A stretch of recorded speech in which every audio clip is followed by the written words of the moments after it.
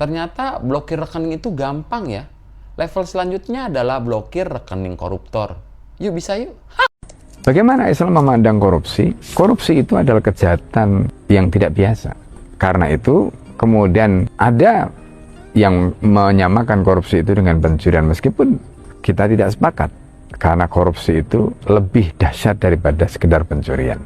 Bayangkan kalau di dalam Islam pencurian itu yang mencuri seperempat dinar kemudian dipotong tangannya. Kata Rasulullah Shallallahu Alaihi Wasallam, ya, laqad a'ila fi rubi dinar, ketika menjelaskan ayat wasariku tufaqtu aydihuma, pencuri laki dan perempuan potong tangan keduanya. Maka harusnya korupsi itu lebih berat hukumannya ketimbang pencurian. Meskipun korupsi tidak bisa disamakan dengan pencurian karena beberapa faktor, tetapi Islam memandang ini merupakan kejahatan yang tidak ringan, sehingga ada yang menyebut itu sebagai crime against humanity, jadi kejahatan terhadap kemanusiaan. Karena dampak dari korupsi itu luas sekali, bukan hanya kepada korban, satu orang yang menjadi korban pencurian seperti kasus pencurian, tapi ini dampaknya luas, merusak mental, merusak tatanan birokrasi dan sebagainya, itu korupsi.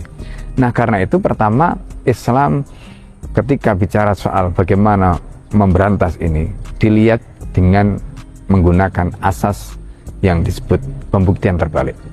Pada zaman Umar bin Khattab, ketika para pejabat itu kembali dari bertugas, maka Umar akan hitung sebelum dia bertugas dan setelah dia bertugas, apakah ada penambahan harta mereka yang signifikan. Itu cara yang paling efektif. Artinya, dengan harta yang mereka dapatkan setelah menjabat dan sebelumnya, maka di situ bisa diketahui berapa kenaikannya. Ketika kenaikannya tadi tidak wajar atau tidak normal, karena pejabat di dalam Islam itu mereka tidak mendapatkan gaji, tapi mendapatkan kompensasi. Kompensasi itu diberikan sesuai dengan kebutuhan saja.